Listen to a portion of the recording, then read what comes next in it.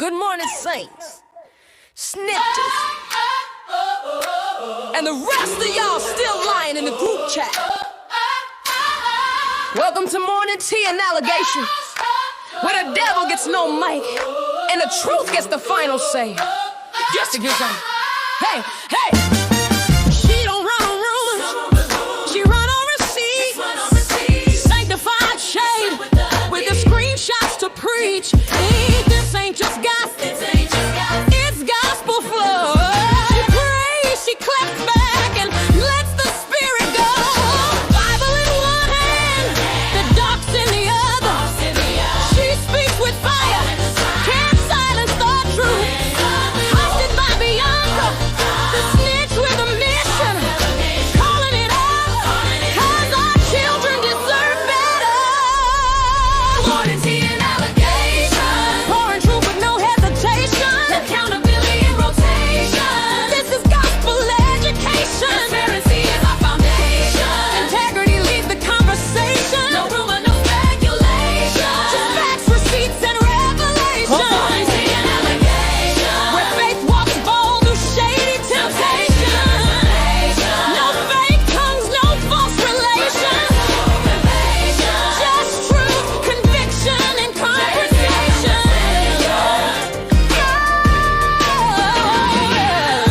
Morning tea and allegations. Snitches on the airwaves.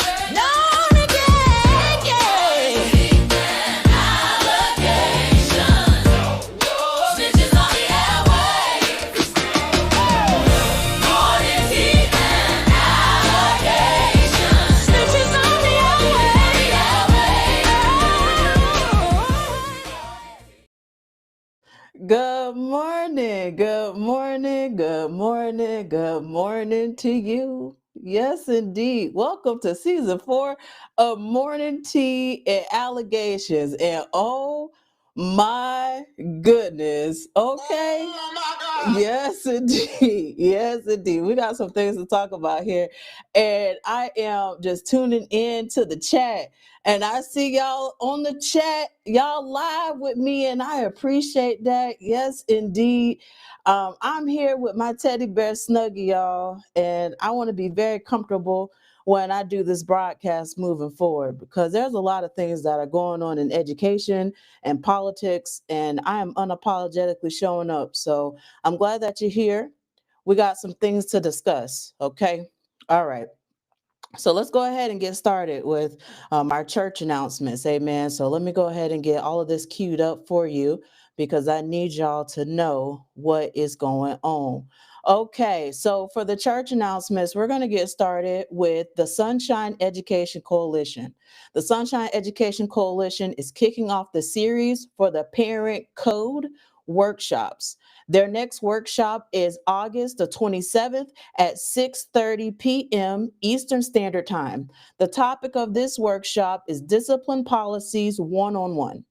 This is an opportunity to learn how school discipline works, your rights, and how to support your child through the process. So there is a flyer that is posted on Teaching for the Culture, and I will also uplift that in the chat when I'm done with this broadcast, so that you can be intentional about their next session that is on August 27th at 6:30 p.m. Amen?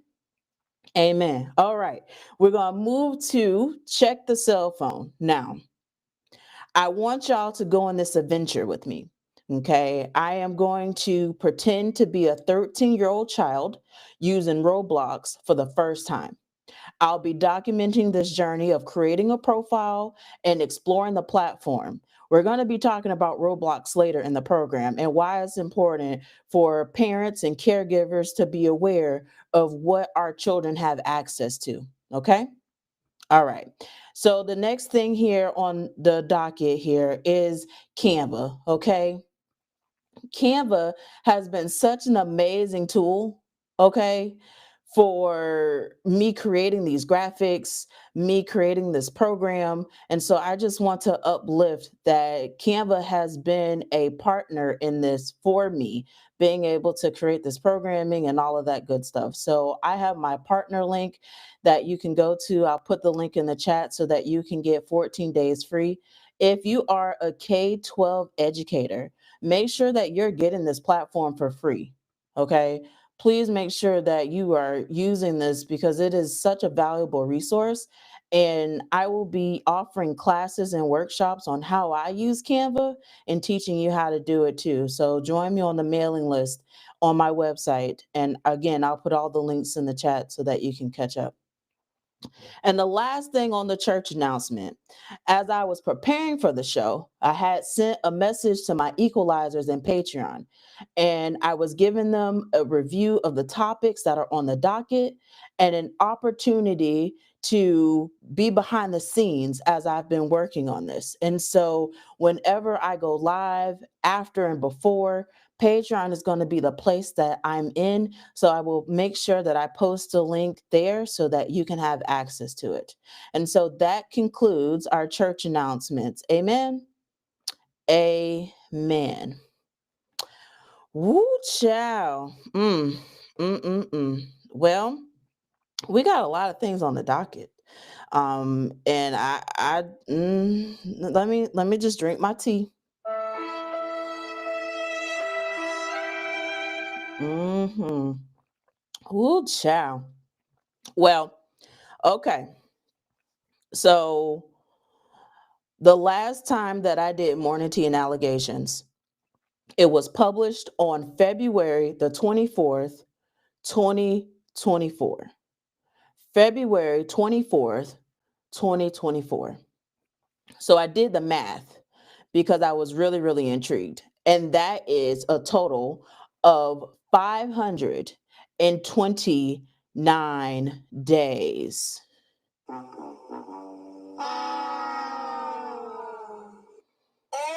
my God. That's wild. There have there's been so much that has been going on to where going back on live and having my programming just seemed impossible, but I am here. I am live. I am in my full power. I'm in my snuggie. I am protected. I have my mic, and there is so much that we need to discuss and talk about and hold people accountable because people I receipts don't. Okay? Don't get mad at me, get mad at the receipts. I've been telling y'all that I am a certified snitch, I am a whistleblower, and I am unapologetically showing up the way that I am. And so if you have a problem with that, I don't know what else to tell you. Take it up with God. But we have some things that we need to discuss. Okay. So back to school social media safety tips. We need to talk about that because school is back in session for some people and school is getting ready to start for some people. And folks need to be reminded because there's a lot of stuff going on around here. So if you're going to be posting pictures of your children celebrating the first day of school, please be mindful that you need to blur out or crop personal details. You need to skip street signs and house numbers and showing the front of your house. You need to be very cautious with the first day boards, which are really, really cute. I like them. However, you put in the teacher's name, you put in their name, you're putting their subject, you're putting, personal information about them that can be used. And I don't know if you've seen my power walk or not. I hope you go back and check out that podcast. But I posted a video of where a parent allegedly came up to the school to try to take a child that didn't belong to them. And they were trying to pretend to be that child's parent. And if it wasn't for the child to advocate and say, no, no one told me that someone else was picking me up. The parent says that she doesn't know if her child will still be alive or still be here. That is the reality. And we're seeing more and more cases of people pulling up to schools trying to take children in broad daylight, and they're using information that they can see on the internet and online in order to do that. So please check for the backgrounds and hidden cues. Because it's a lot that's going on around here. So I just want to make sure that our kids are safe out here in these digital streets. And while it is very important that you highlight your baby and you're proud of them for going to school or transitioning to the next grade, also please keep them safe because it is a lot going on. Okay? Okay. Moving on, we have some social media bans that are taking impact, particularly in the state of Florida. There are over 16 states that have some type of phone ban, right? But in the state of Florida, I want to be very intentional because that's where a lot of my work is. So, elementary and middle school, they are prohibited from using devices during the school day. This includes cell phones, smartwatches, earbuds, tablets, laptops, and headphones. Let me give you some examples. So, your child should not be walking around in the hallway with AirPods listening to music.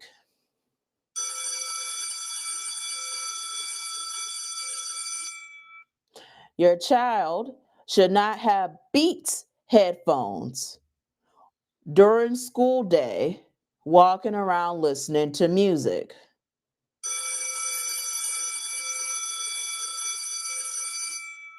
You should not be communicating and texting with your child with the expectation that they're going to communicate back with you during the school day. Mhm, mhm. And you need to be mindful of what access your child has during the school day and who is talking to them because it is prohibited by law for them to communicate with folks during school time.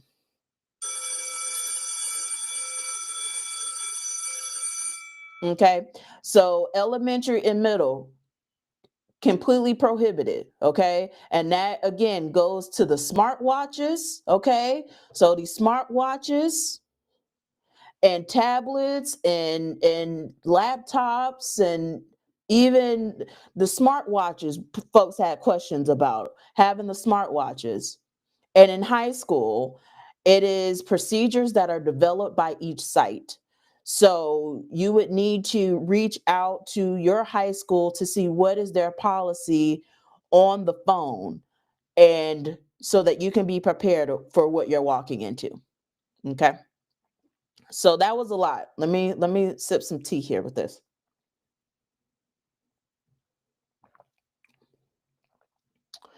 Now there's another social media bill which I talked about that in season 3 of Morning Tea and Allegations, and it's House Bill 3. And I just have a question. I would love for y'all to put the answers in the chat if you are watching live or if you're in the replay ministry and you're watching the replay. I just want to know if you know children under the age of 14 that are on social media in Florida.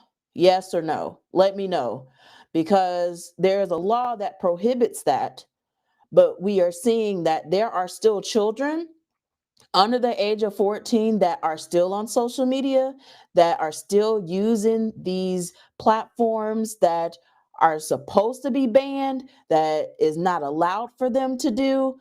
But I go back to politics and I go back to performative policy and I go back to we need to make sure that our legislators are really putting the right words on the paper if we're going to try to enforce something.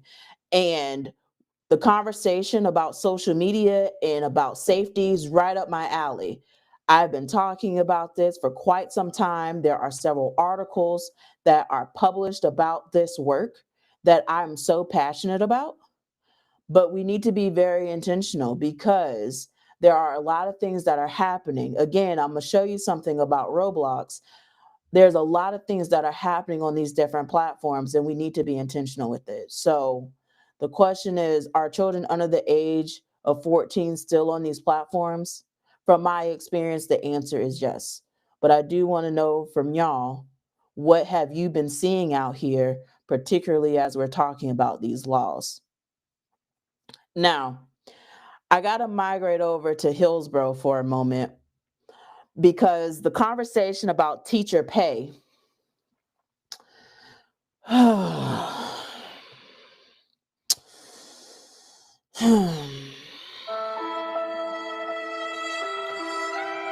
And let me just take a moment here. If you haven't been advocating for education and really focusing on the educators,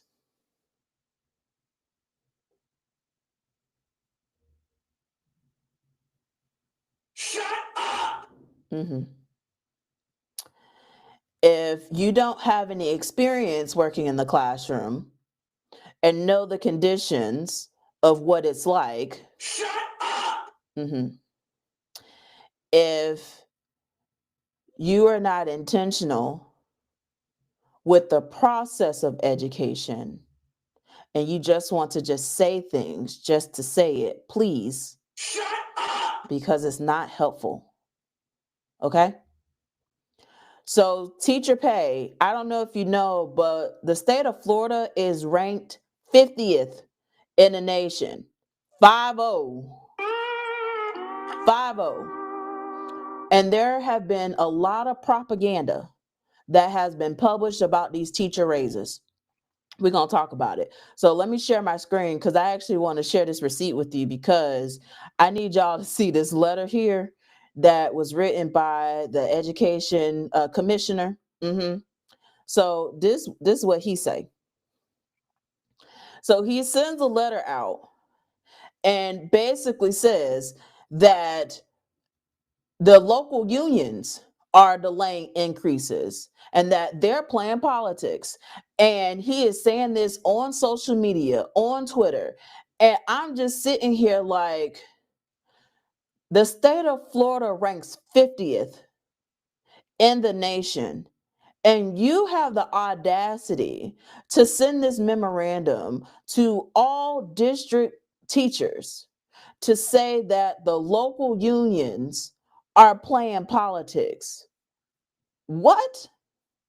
But here's the Tito. So on the right side, right,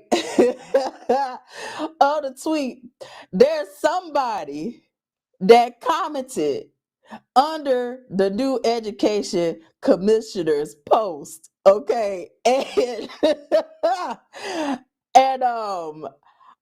I need y'all to pay attention to who this person is that is commenting under this, because they were a previous school board member of Hillsborough County Public Schools. Oh, hell no. So I'm gonna put the receipt at Patreon. Y'all can guess in the comments who this person is, but I just found it funny that this person, out of all people, is on this platform, X, responding to this education commissioner about paying teachers, and they were serving on the Hillsborough County School Board where there were so many deficits going on that we couldn't pay our teachers, and we still can't pay them now. Huh? And y'all want to play games on the internet, and I just don't understand who's going to jail. Who's going to be held accountable? That's all I want to know. That's all I want to know. And I've been getting messages, y'all. Literally messages of like, Bianca, did you see this? Did you see this? Okay. Now I do have a question though on the side note, speaking of teacher pay. So the educator that got caught up with that DUI and that cocaine, is he still getting paid while he's on leave?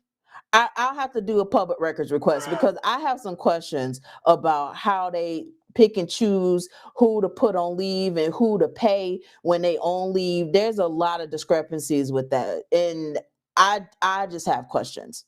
So let's go ahead and move forward, shall we? Because that was a lot. That was a lot.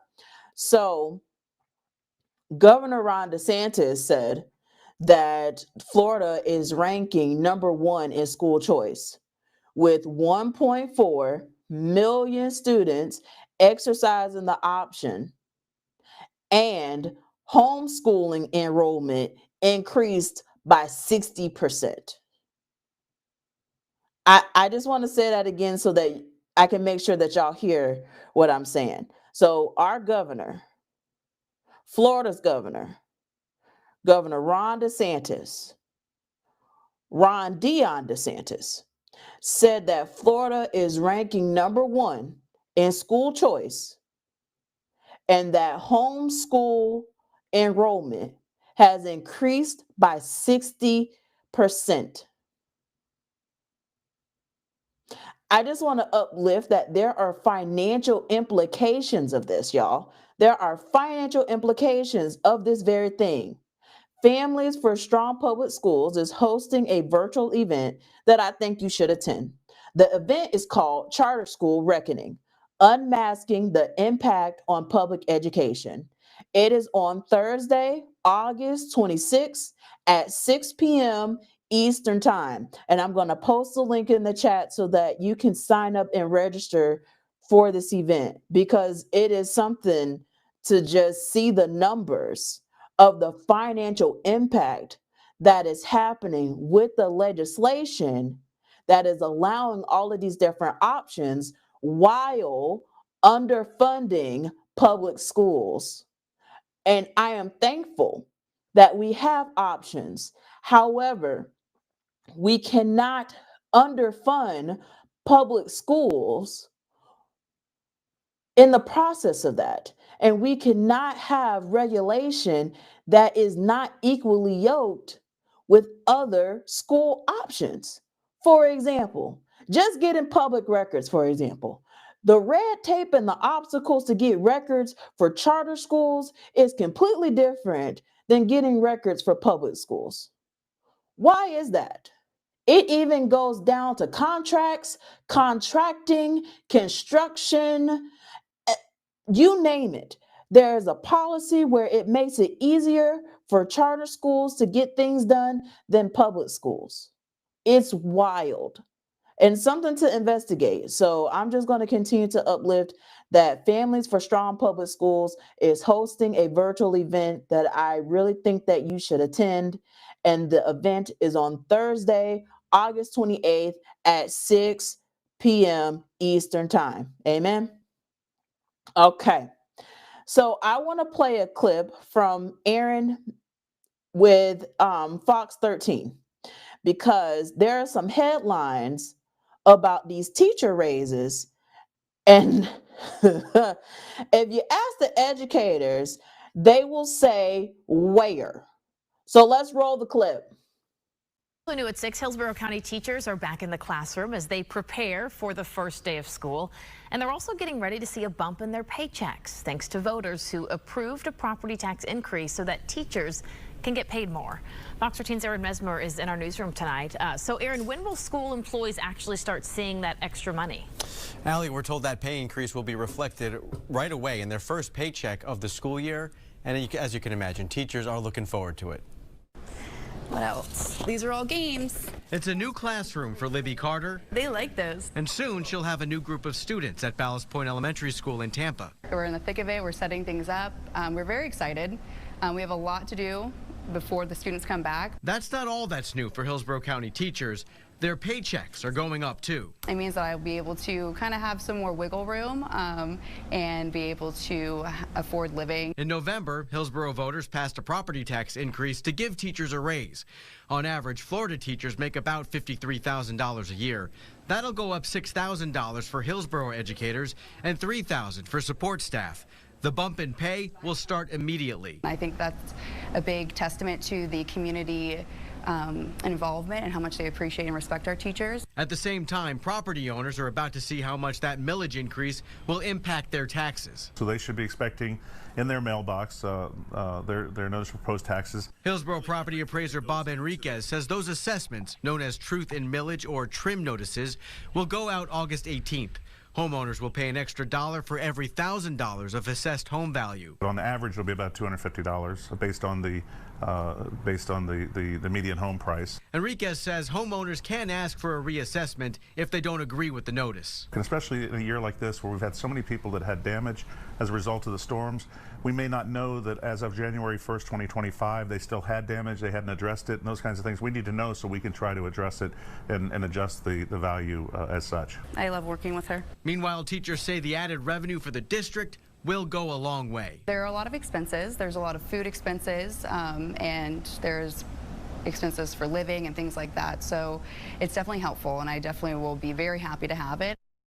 And they deserve it too. Again, those trim notices will go out mid-August. Homeowners will have 25 days to ask for a reassessment, meaning they have until September 12th to do so. Reporting in the newsroom, Aaron Mesmer, Fox 13 News.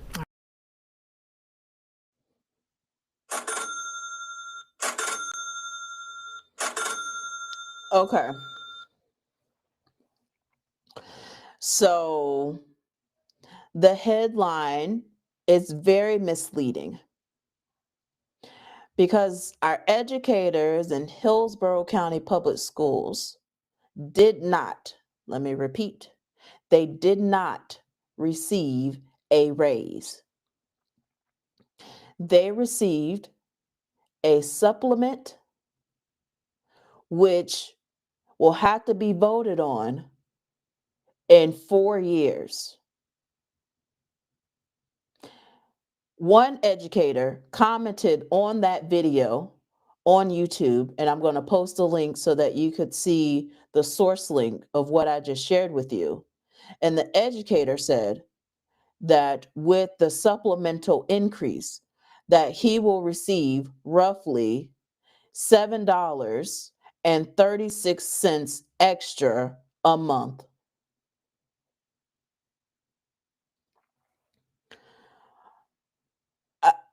For years,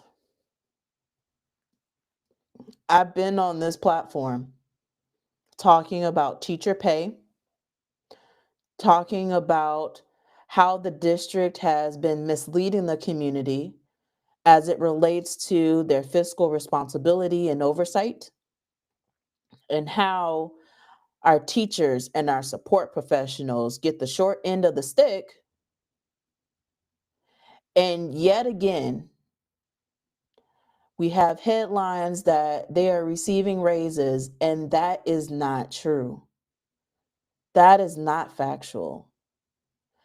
And it is so sad because I know that there are some educators that are literally stuck in a payment loan loop where they have to get a payday loan to make it to the next payday, and it's hard for them to get out.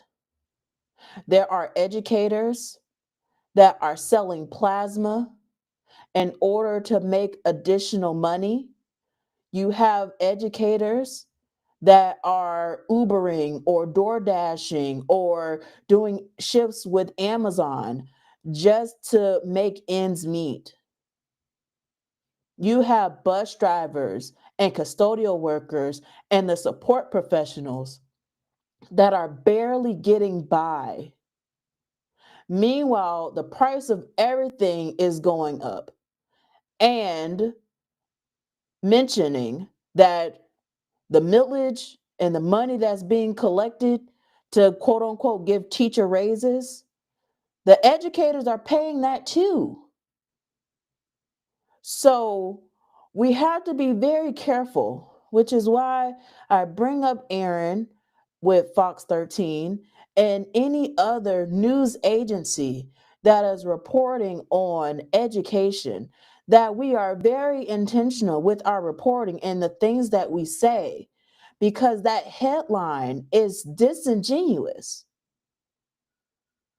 Disingenuous. What I would like to see is if there was a couple of educators that broke down the numbers to say that with the supplemental increase, this is how much extra they would get a month.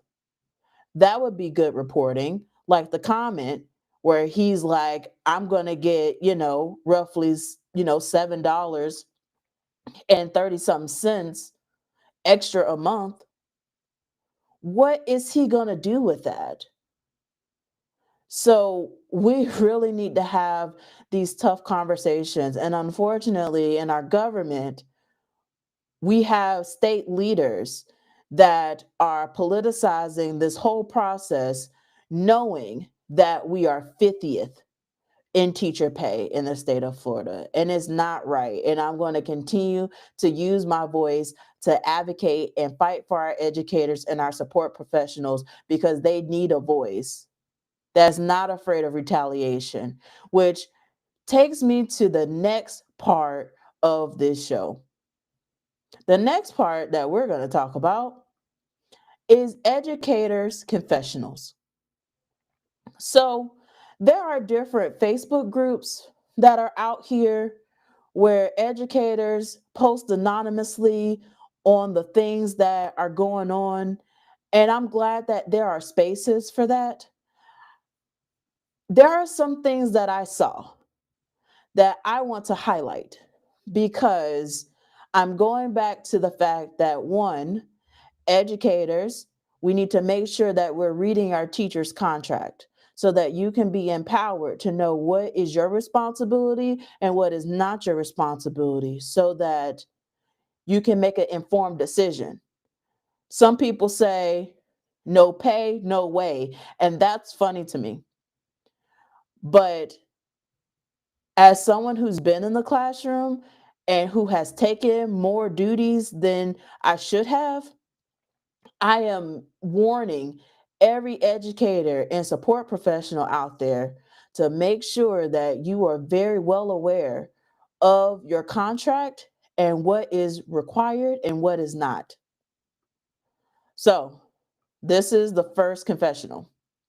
So, this was published on August the 5th, okay? And it says, can a school have a specific dress code?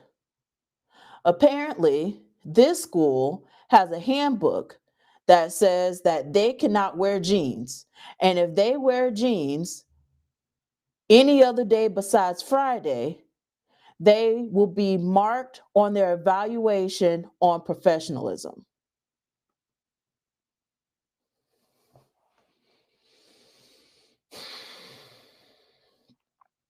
Teachers already have a hard time. They have a hard time. And then we have schools that create their own rules and policies that are not in alignment. The answer to this is no. A school cannot have their own dress code and mark you against it. The union fought really, really hard for this. And you can wear jeans every day if you want to. And there was a conversation about professionalism in jeans. And that really was interesting to me because I have seen professionals wear jeans. And so there's a lot of programming that needs to be looked into with that on what is professional and not professional and taking your bias out of it. But I wanted to highlight this particular confessional because there is a trend where different schools are doing different things. And if a person is not conforming to what the school is trying to do, then they are deemed a problem and they will be marked as such on their evaluation, and that is retaliatory in nature.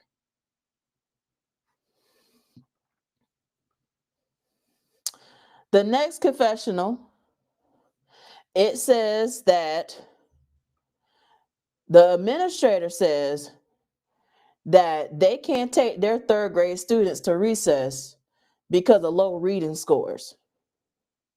And I sat there and was like, interesting that this administrator is not trying to follow Florida law and Florida statute that require students to get 20 minutes every day.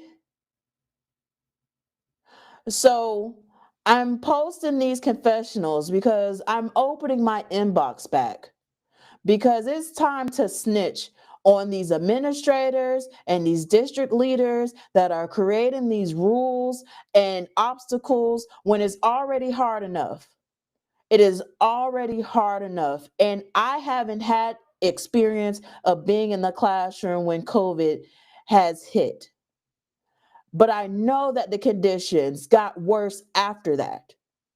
So I can't speak from that experience, but I do have people that I love that are in the classroom that tell me their experience and tell me how harmful it is to be in a school climate and culture where you have the principal and the assistant principals that want to make up rules as they go.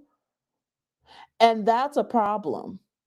And it is time that we hold these folks accountable, that we have these conversations, and that we are understanding that the education system is already hard enough. And we're already seeing the things that are happening with federal funds. We're seeing the things that are happening with budget. Again, Florida is 50th in teacher pay. We don't need to make this harder. We don't. So I'm advocating that we snitch. Mhm. And if you don't want to snitch and say nothing, like I said, send me the receipt and I'll say it. Slide in my inbox, email me, send me the receipt. And I have no problem snitching because enough is enough. I am absolutely tired of seeing our educators, one, not being paid properly, two, being treated like crap, and then three, have all of this selective rules that is not for the benefit of the children. The children. And I'm wondering if anyone else is dealing with some of these obstacles that I'm highlighting in these educational confessionals, and wondering if you want to submit one too. My inbox is open for you. Okay. The next one. This was a comment that I want to read verbatim, and this was published on the 4th of August. This confessional said, I believe it's time the school district takes a serious look into the claims and reports submitted by employees regarding their administration. Lately, it has been a shit show in HCPS. We are seeing retaliation from principals towards staff who speak up, administrators being suspended for failing to fulfill their responsibilities, and a toxic environment where teachers and support staff feel targeted by simply exercising their rights and contacting the union. At this point, one has to wonder who's generating more negative headlines?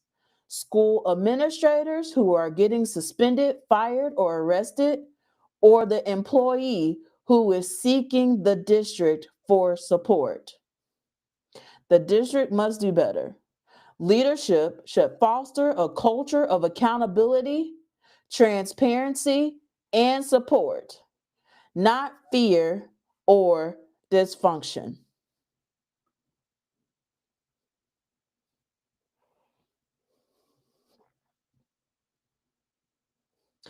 For those of you that know my story, I shared the conditions of what I experienced and I was retaliated against. And not just by the school district. The Hillsborough branch of the NAACP requested my personnel file, and my personnel file that had my driver's license, my I-9, my social security card. Thankfully, some of the details in that were redacted, but because an officer of the Hillsborough NAACP requested my records and the district gave it to them, that information was published on a fake Facebook page, that is still active today, folks. The page is still active today, talking about people and talking about things that are happening in Tampa. When I tell you retaliation is real, and I can understand this comment, and I just want to highlight that for those educators that are out there that want a voice, that want to hold people accountable, the time is now. And Teaching for the Culture is here. We are back. There was a lot of fights that we had to do to protect our intellectual property, which I can't wait to update y'all more about that process and that journey. But for today, right now, I just want to uplift our educators and our support staff that are working every single day to protect our children and to educate our children. I thank you. I thank you for your service. I thank you for all that you do. And enough is enough.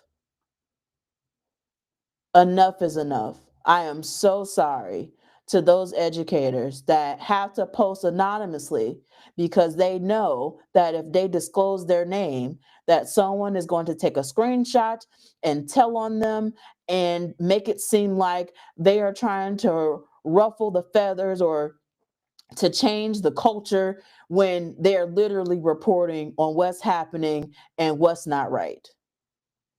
And that's a shame. That's a shame. So I'm going to end you with this conversation about Roblox and what I saw on TikTok. And if you haven't seen my Power Walk videos, they're exclusively on Facebook, but you can also listen to the podcast wherever you get your podcasts.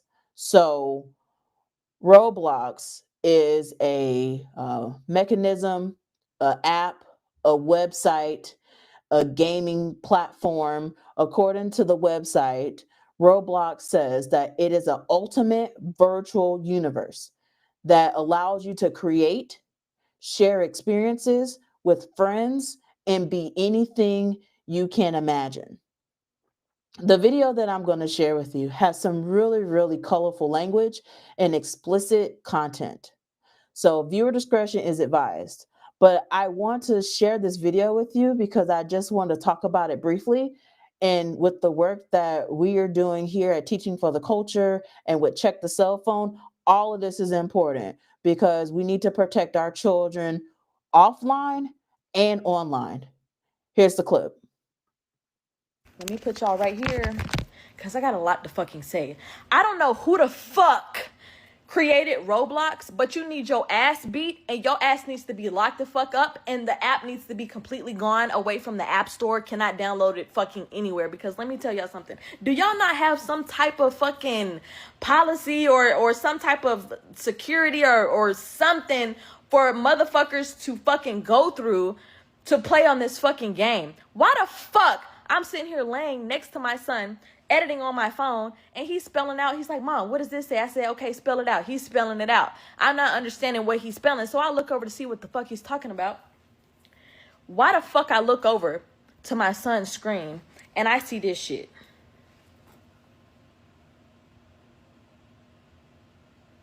That is a motherfucking naked ass character climbing onto the bed with the words at the top saying, take your clothes off. Then I caught another video.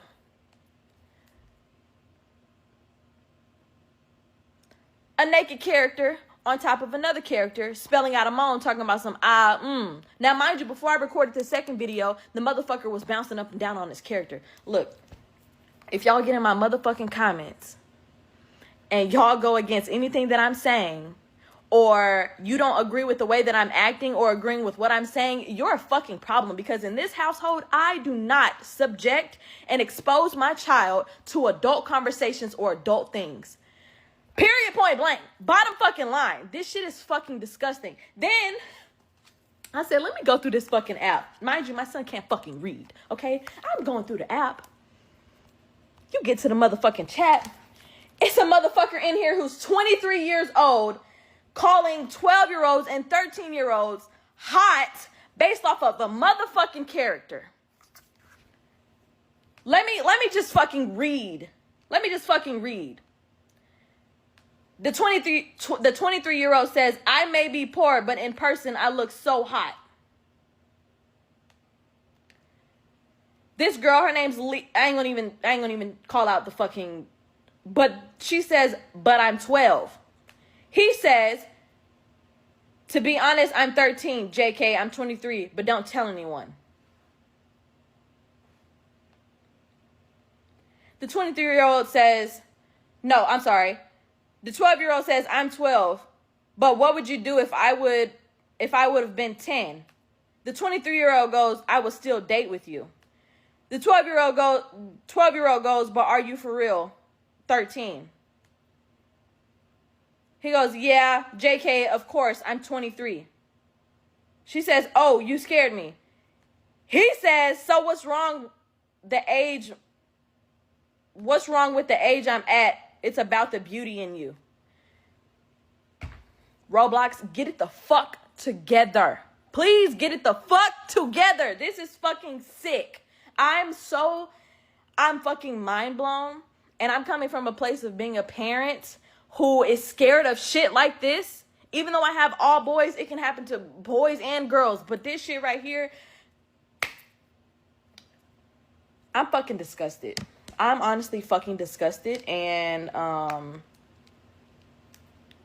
just can't. So if you're a parent like me and you care about your fucking kids and you care about what the fuck they're being exposed to and you care about them being around and seeing other fucking kids and just all of that fucking shit, take the shit off of your son or daughter's laptop, computer, iPad, tablet, phone. Take it away from their screens. Period, point blank. I'm fucking disgusted. And I cannot wait until his dad wakes up and I tell him this shit. My son is not in trouble, but now I have to explain to him that there are inappropriate things on this app that you're playing on and you can no longer play on it. That's my fucking 2 cents. Roblox, get it the fuck together.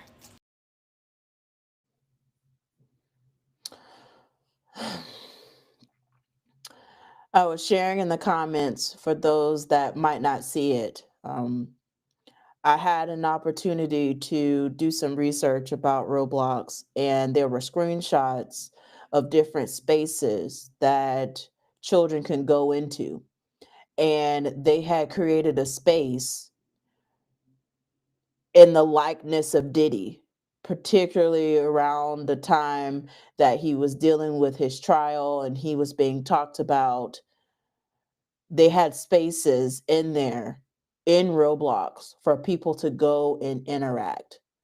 So, like I said at the beginning of the show, I'm going on a mission and an investigation of Roblox, of me creating an account, being a 13-year-old, and seeing the type of conversation and the communication and the things that a 13-year-old would have access to, and documenting that experience and having you go along on this journey with me because it's very, very important. I want to uplift that in this vital time that we need to be very mindful of what our children have access to. And with the different regulations that are out here for cell phone use and social media, before school starts in some cases for our children, we need to have a conversation about what these policies are and what the expectations are as a family regarding these devices and how we are going to communicate. Okay? So I'm really excited to see the evolution of this program and the fact that it has been 529 days since my last episode, and all of the obstacles that I have personally gone through and the organization has gone through to be where we are today. I just want to say I'm thankful and grateful for you for being here, and for the replay ministry for being here, and the folks that will continue to show up as we continue to show up as so much transition has occurred and so much litigation has occurred.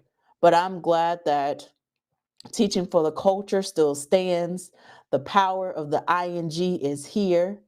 And we are going to continue to enforce our federal registered trademark, and not just one trademark, two trademarks. And I'm grateful that we've been able to get past that obstacle, and we're going to continue to do the work that needs to be done. So, with that being said, I hope that you have an amazing day. I can't wait to see y'all next week. And for those of you that are in Patreon, I thank you. You can add stuff to the docket. We need more educational content. We need more educators to come forward with their confessionals. We need more records to be secured. So there are a couple of things that I'm investigating with the district. The district in Hillsborough County actually emailed me today as it relates to one of my records requests. And for those of you that are in Patreon that are Equalizer, you get first access to that. So it feels good being back, and I'm really, really excited about the fight. And we have so much to do because our children deserve better. So with that being said, I hope that y'all do well, be well. Peace.